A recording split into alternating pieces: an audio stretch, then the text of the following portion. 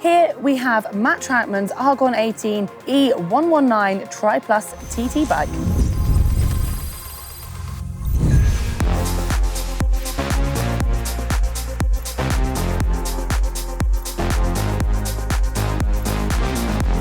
As you can see, Matt has got the standard paintwork on his TT bike and he's using a size medium frame, but we're going to go into detail and we're going to start at the cockpit. Well, Matt actually hasn't changed around with too much at the front. He's got the carbon aero handlebars for the base bars that come with the bike, and then you can see he's got the ski bend and fairly long extended poles, but again, as custom with this bike.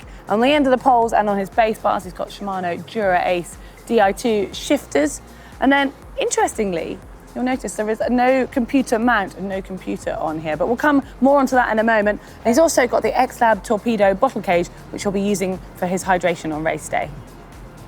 As you can see, Matt's using the rotor Q-rings and he's running a 56-44. And his front mech, he's got the Shimano Dura Ace. He's actually got Shimano Ultegra on the rear mech.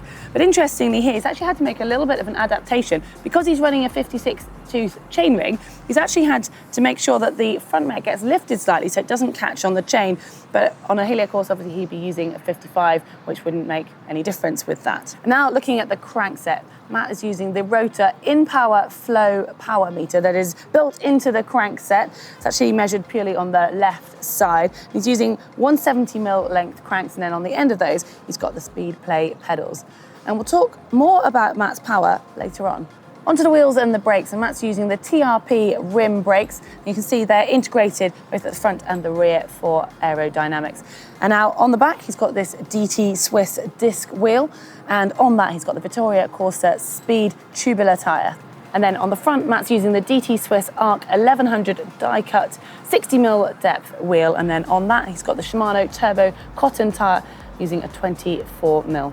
And then here we've got the carbon aero seat post, and on top of that, Matt's using the ISM PN 3.0 split nose saddle.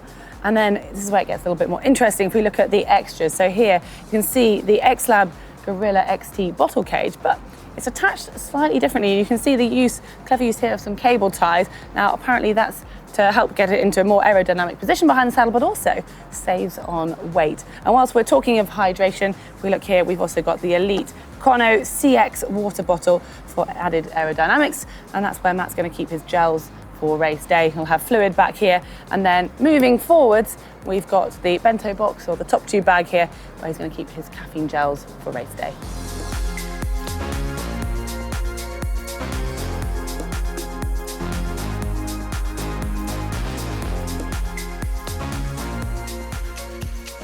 Well, I've got a few questions and I've managed to grab Matt himself. Now, Matt, whilst I've got you a moment, we're just stood here with it, moving in the wind, and obviously like that, you've got a disc wheel on the back.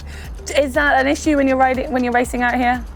No, I don't think so. I mean, it's a very flat course, and yeah, it can get windy here. But I mean, the rear wheel, I don't think it makes too much difference. It's more the front that you have to be careful about. So I've got the 60 on here instead of the 80. It does get quite gusty when you come in through the buildings here at the start of the race. So I've just gone a bit shallower, and really between the 60 and the 80, from the studies that I've seen, I don't think it makes a huge amount of difference.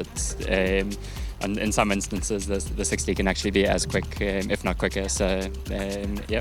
And what are the roads like? What tyre pressure are you going to be running? Yeah, the roads are pretty good here. So, yeah, on the rear, I've got a 23mm. I'll probably go at about 115 psi, and then the front's at 24mm. So a little bit lower, 105, 110, somewhere around there.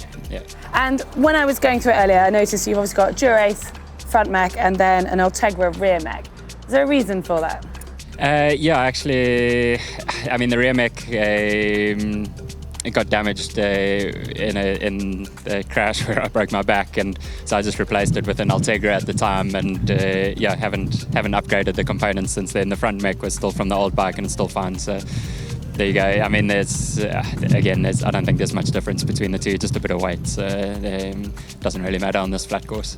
And I also noticed that you don't have a bike computer mount, so I'm guessing you don't have a bike computer for race day. Yeah, but I see that you have a power meter, and you're racing with this watch on your wrist? Yeah, that's the bike computer. No, this is just to make sure that I get to the swim start on time, and then make sure that I have my nutrition try and, take something every 15, 20 minutes or so. So just to keep an eye on the time. And so most people watching, I mean, that's really fascinating. Most people watching this are going to be thinking, they want to have a power meter, and the fact that you have a power meter and you're not using it, what is the reason for that? Yeah, so actually, I mean, I was racing with power a bit earlier in the year, and I've raced without it before, and I think I actually prefer racing without it. You get in the race zone, and I mean, your body, like once you've done a few 70.3s, you sort of know what you're in for, and I mean, you pretty much just go in as hard as you can for the 4 hours, whether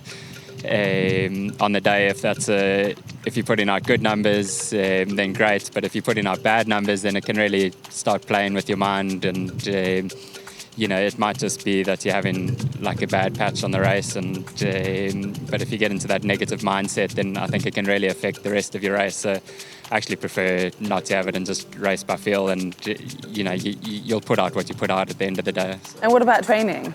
Training, I do a lot on the turbo, so that's obviously got the power meter, and I will train with that. But the nice thing about this power meter is you just put an AA battery in it, so I can just take that out for the race now, and there's not much weight difference between a crank, without the power and this one, so it's best of both worlds. Well, Matt, thank you so much for joining us and for lending us your bike as well. Well, hopefully you've enjoyed this. Hit the thumb up like button if you have, and to make sure you get all of our videos at GTN, just hit the globe to subscribe. And if you want to see a video on how to avoid junk mails and some session ideas, you can find that video just here. And if you want to see another pro bike video, then click down here.